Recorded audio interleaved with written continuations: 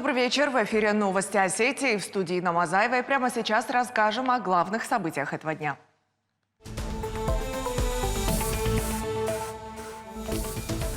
Десятки миллионов рублей на оборудование, капремонт школы, комфортные условия для детей. Эти темы на рабочей встрече обсудили глава республики Сергей Миняйло и замминистра просвещения России Ирина Шварцман. Эту территорию у нас забрали в 2021 году, то есть она как бы не наша. Проблемы с транспортом и земельный вопрос. Сегодня жители селения Гизель на масштабном сходе искали решение актуальных вопросов.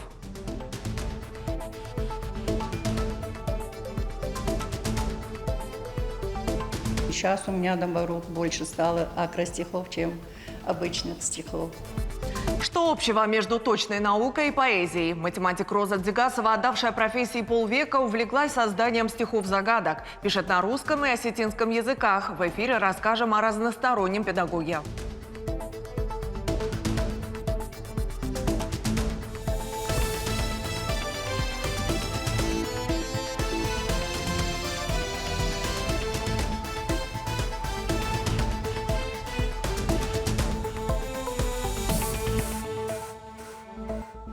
Стартовал Петербургский международный экономический форум. В работе будет активно участвовать Северная Осетия.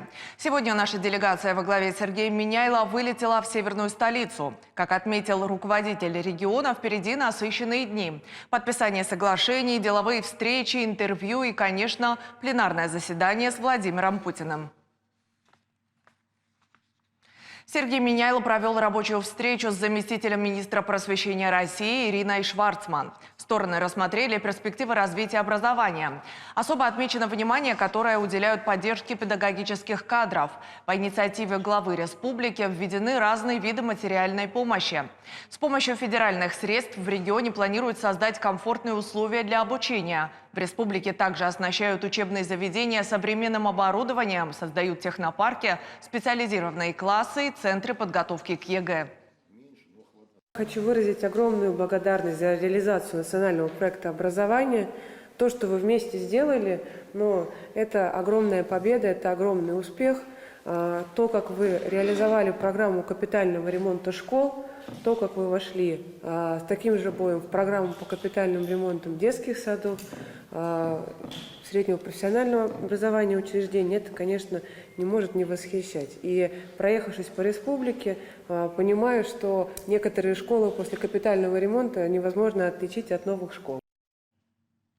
Внедрение регионального стандарта развития креативных индустрий обсудили на заседании рабочей группы под руководством Бориса Джанаева.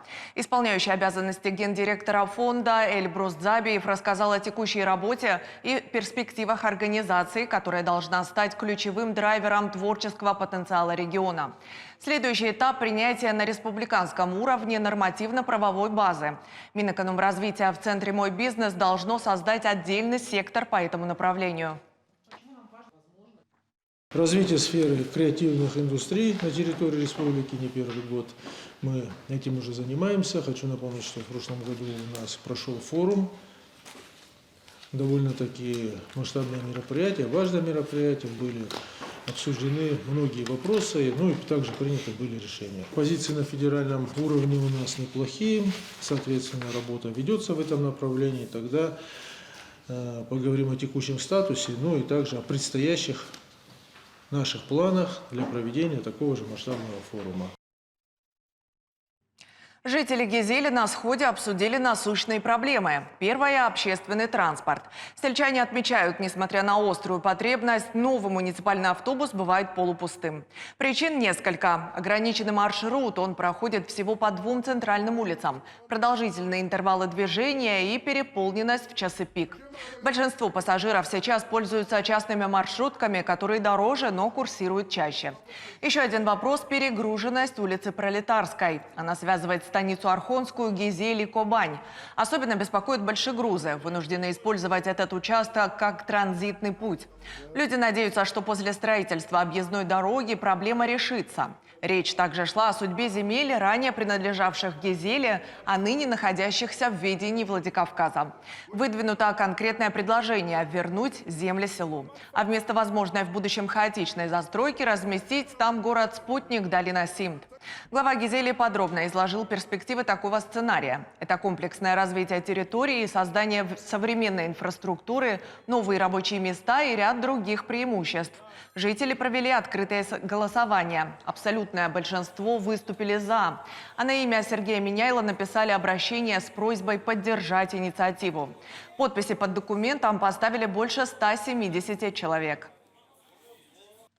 Это может для села очень большую прибыль принесет, чтобы вы знали. Нам как сказали, что там детские сады будут, там школы будут. Наш сегодня сход, обращение к главе республики Сергею Ивановичу Миняйло. Если глава республики нас поддержит, пускай для народа все будет. Это все для народа делается. Мы не враги своему народу. Эту территорию у нас забрали в 2021 году, то есть она как бы не наша. Если даже там ничего мы сейчас захотим, либо не захотим, там в любом случае что-то построят. А если построят то, что нам сейчас предложили, я думаю, нам будет лучше.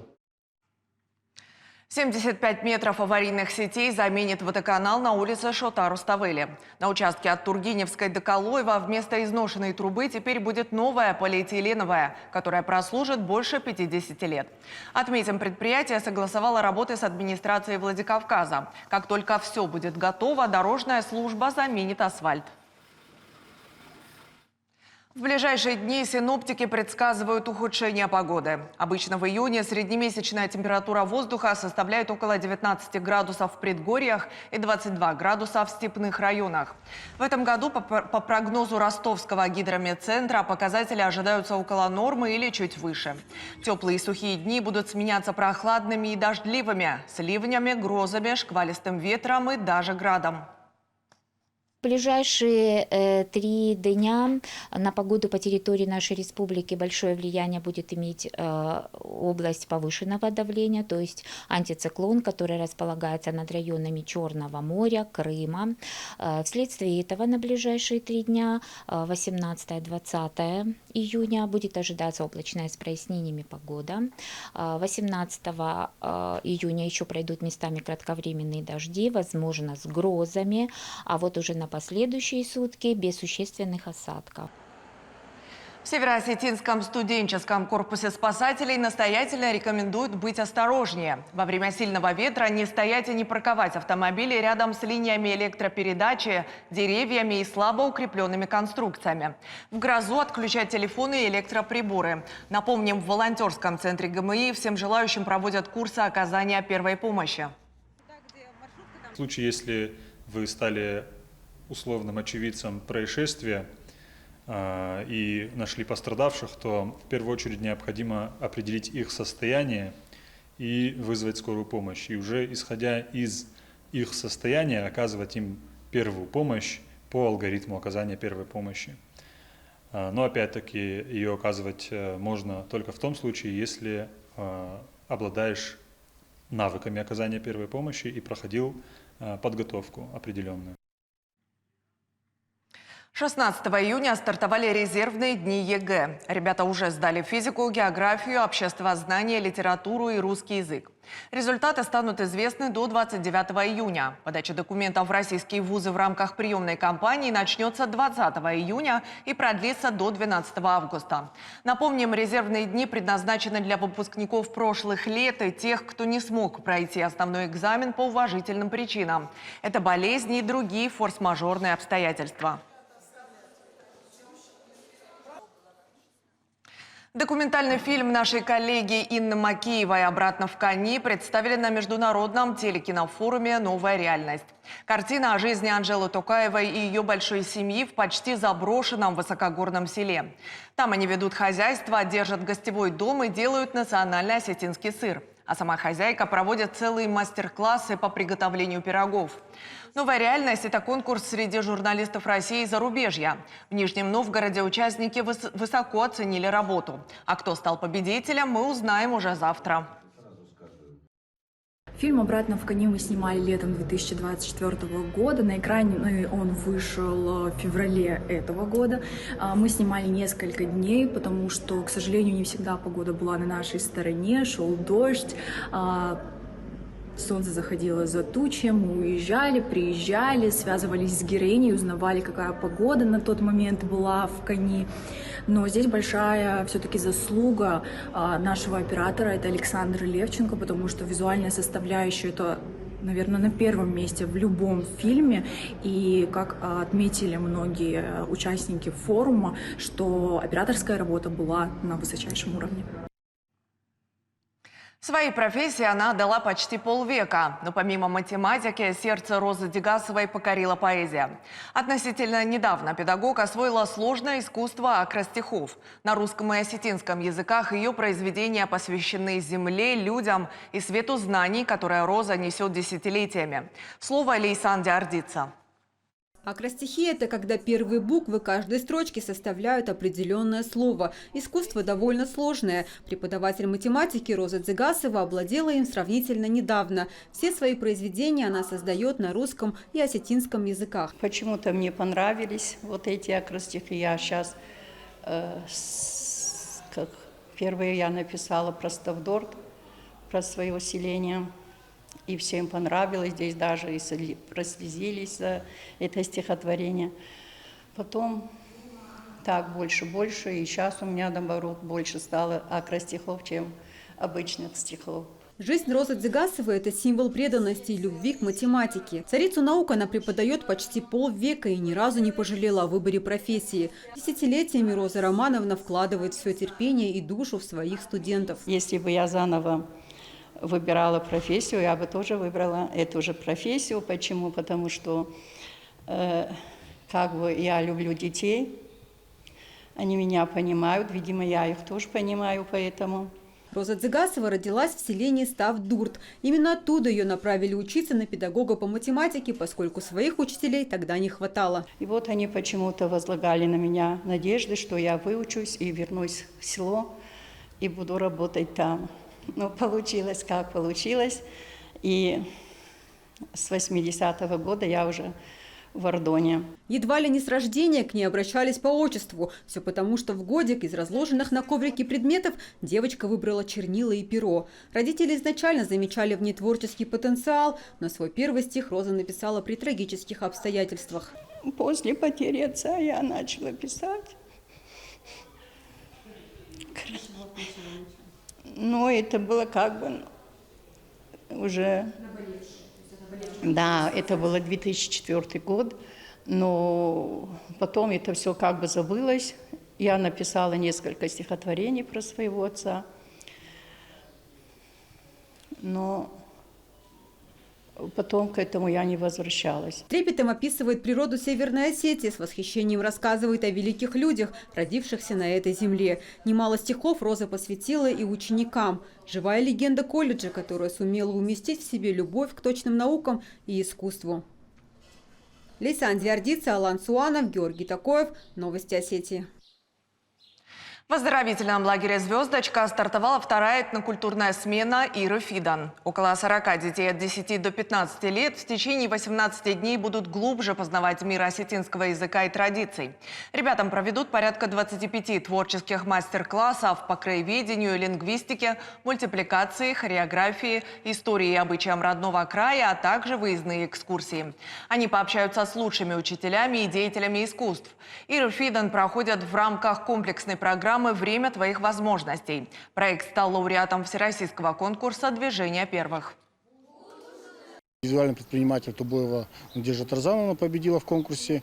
И он включает в себя большой блок мероприятий. Первый блок – это был школа вожатого северокавказская. Второй блок – это 3 лингвистические смены. Вот сегодня вторая смена. Третий блок – это будет 24 этнокультурных квеста нарты. Также в детских лагерях и в школах нашей республики. И завершающее мероприятие будет межрегиональный сбор профессиональные старты Алания, где будут собраны дети 14-16 лет для обмена опытом, становления, профессионалитет на примере вожатских профессий. Ира Фидан живет уже несколько лет. Его авторы, инициаторы – это Министерство образования и науки нашей республики. Мы к ним подключились. Суммарно за весь сезон будет 8 потоков. Это 5 потоков будет республиканских и 3 муниципальных.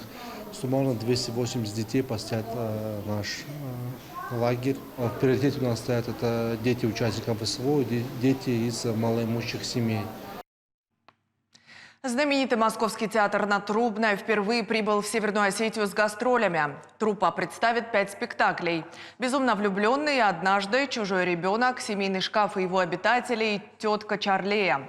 Последний владикавказский зритель увидел уже сегодня. Главные роли исполнили заслуженные артисты России: Иван Мамонов, Татьяна Веденеева, Вадим Колганов, режиссеры Дмитрий Астрахан и Илья Макаров.